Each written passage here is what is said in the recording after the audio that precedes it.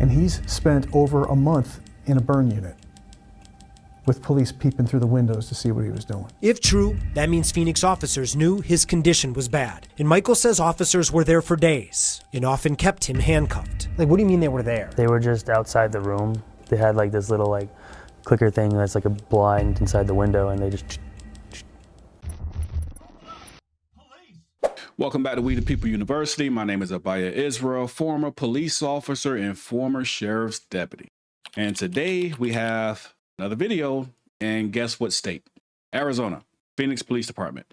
And we're going to cover this video that YouTube felt, how should I say this, that you guys were not old enough or mature enough to watch without their permission. So therefore they just simply hid the video from you. And they do that by adding these age restrictions or copyright strikes, or the number of YouTube tactics that they use to hide videos. But anyway, they hid the video. I don't know why. It's a news clip of how the Phoenix Police Department literally tortured this man. And if you guys don't believe what I'm saying, just read this comment, for example. Someone wrote, "Yo, it's been months since I've seen you." Like, I get these type of comments all the time. And just to show you that this is not a, I don't know, just to show I'm telling the truth, I'll just let them slide across the bottom of the screen as we do the video to see that this is what YouTube is attempting to hide from the viewers. I don't understand why, because I thought it was a free country. I thought we had rights. I thought we had the freedom of press, but obviously not in America, because as we try to inform you, the viewer, on what's happening, we meet all type of, well, I speak for myself, I meet, and I'm sure tons of other channels as well are meeting all type of roadblocks dealing with the YouTube platform. Okay, so watch this and share it, like it before they block this video as well. But this is actually the update where this case stands at this very moment concerning this man who was tortured by Phoenix police. Let's check this out. Leave your thoughts down below. The DOJ wants to take over that department, and the city just made national headlines after we exposed officers punching and tasering a man who's deaf. Tonight, we're back investigating a new case, and we're warning you right off the bat, parts of this story are hard to watch. Yeah, this video shows officers on top of a man in the middle of the afternoon, in the middle of the summer, in the middle of a record-breaking heat wave. That man has not been charged for this incident, but he spent more than a month in the hospital with third-degree burns. His attorneys say officers literally cooked him on the blacktop.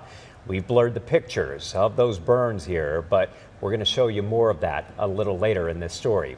Our chief investigator, Dave Biskuping, interviewed that man and also got that surveillance video. What day did this happen? July 6th. Okay. I believe it was like around 2 in the afternoon. It was pretty hot that day, right? Like 115 or something? I believe it was breaking record. Yeah. This is Michael Kenyon, and it was actually 114 on that day. And what happened left him with scars all over his body, up and down his arms, across his chest, on his legs, with chunks missing from his knees. Just avoid the mirrors now. I don't even care to look. It happened in a parking lot off 7th Street, just north of downtown.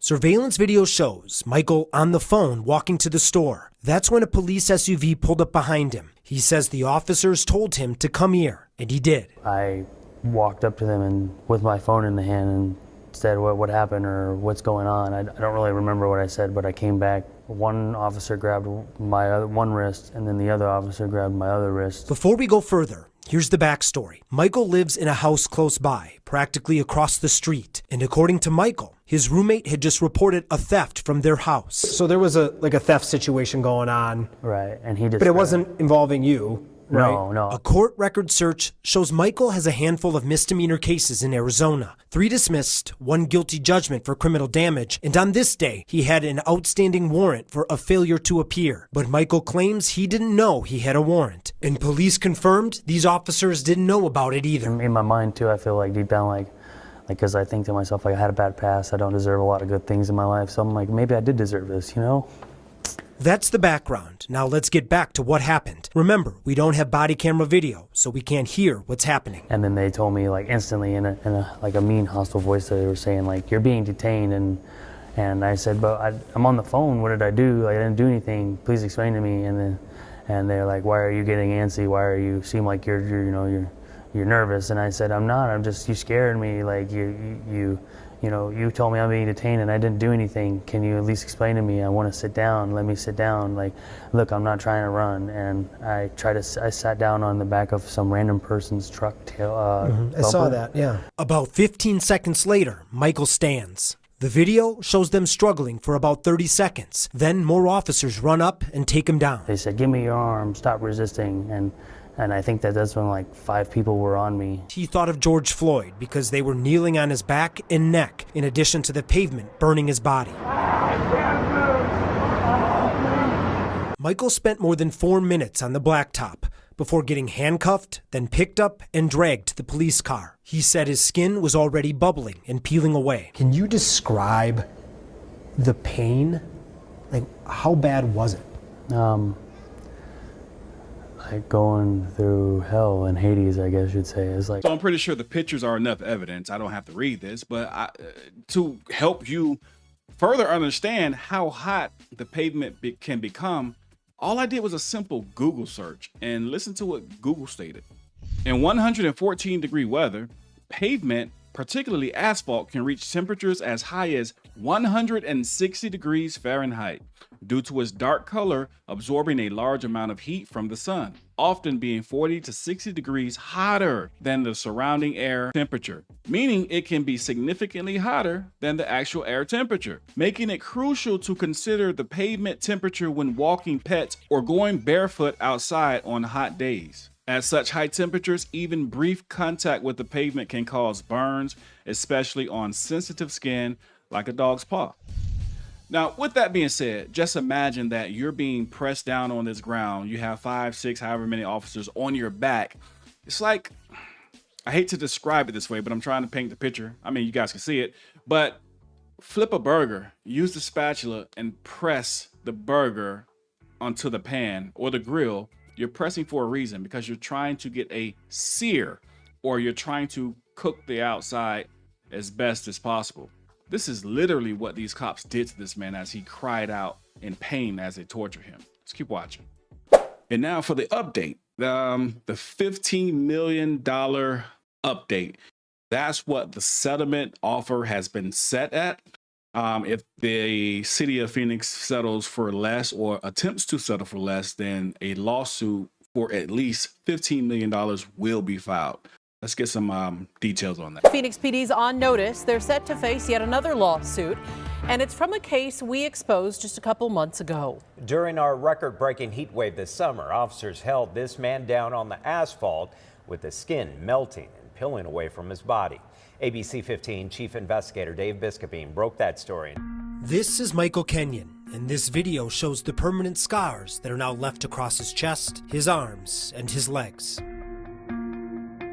They're the same images included in this new 10-page settlement demand that his lawyers just filed against Phoenix. And it says if the city doesn't settle for more than $15 million, they will sue. The Phoenix police are demonstrating an utter disregard for human life. You feel like they cooked him on the asphalt. Oh, they did. There's no doubt. It happened on July 6th, a 114-degree day. Michael was walking to a gas station when officers stopped him. Now, records show he had an outstanding warrant, but Michael claims he didn't know he had one. In the settlement demand, Michael Kenyon's attorneys blame Phoenix PD's deficient training, unconstitutional practices, and violent culture, writing, quote, "There is little doubt due to a lack of training and supervision. Indeed, through 1,147 pages of operation orders, there does not appear to be a single word guiding officers about the severe risk of injury posed by holding subjects against pavement." Michael Kenyon spent a month hospitalized. He needs more rehab, therapy, and surgeries. But during our interview, he said the first days were the worst. We just screaming at the top of my lungs, like wishing it was over, you know what I mean? Now back to his $15,530,000 settlement demand. This is how his attorneys came up with the number. Michael is 30 years old. At an average life expectancy, he should live another 42 years. That is 15,330 days. We are confident that not a single one of you would choose to live in Michael's disfigured body and traumatized mind for $1,000 a day. And we are confident a jury would agree that this is a modest sum for what the Phoenix Police Department has cost to him. Phoenix is declining to comment on this settlement demand. Yeah, I'm sure they are declining to comment. $1,000 per day for the rest of his life. So if that was me in that situation, would I want $1,000 per day for the rest of my life? And I'm sure you guys already know the answer to that, because I'm sure most of you are saying right now that that's nowhere near enough. And here's the bad part about it. We are going to pay for it, but they are going to still get a pension and retire and go off into the sunset and live happily ever after. And while we're paying for the lawsuit, $1,000 a day per day is still not enough. And this man is still going to live with the torture and torment of what he had to go through and experience and suffer with for the rest of his life. So the only people that are really suffering are the taxpayers, the citizens, the law-abiding citizens. And the people who are getting away with pensions and retirements are the criminals who are actually conducting these, I don't know what to even call them, but they get away with it. Okay. And while people like myself and even other channels and YouTubers out here that are trying to share the information to the people so the people can do, something, this is continuing to happen over and over and over again. Shadow banning. Like, I can't tell you how many emails I'm receiving on a daily basis. Are you still there? Do you still make videos? I've been unsubscribed. Just take time. Pause the video and read some of these comments. And I'll tell you this, the comments that I'm sliding across the screen, it's not even like half, nowhere near half of the comments. I couldn't even copy them all, to be honest with you. But I say that and show that to say this is a fight that takes all of us, okay? Not just because we have a YouTube channel and you don't. Well, you help as well. You help by sharing the videos, because as you see, YouTube stops people like myself and other channels from sharing. We have some channels that are still going strong, and I hope those channels continue to flourish and continue to get the word out, because it's helping. But for those who are under attack by YouTube because they don't want this information going out, keep liking, keep sharing, and we're going to keep doing what we're going to do, what we have to do, and you guys keep doing what you guys have to do. Learn your rights and fight back. Enough is enough. With that being said, We the People University, signing off. Visit WeThePeopleUniversity.com, where you can find our latest YouTube videos, more about myself, why I left the police department, merch, and more. If you have a police encounter that you would like highlighted, visit our website and click the Submit Videos tab. Fill out the video form submission so that we can hold these tyrants accountable. And if you guys still haven't purchased my book, Living in the World of Tyranny, you can do so at WeThePeopleUniversity.com by clicking digital copy to read it right on your phone, or you can buy the hard copy or the paperback directly from Amazon. Also, be sure to pick up your free ebook to give you tips and tricks on how to deal with cops when you encounter them. And for those of you who are still trying to learn your basic rights, register for our course to learn how to deal with police so that your rights are not violated when you encounter cops. All this and more at WeThePeopleUniversity.com.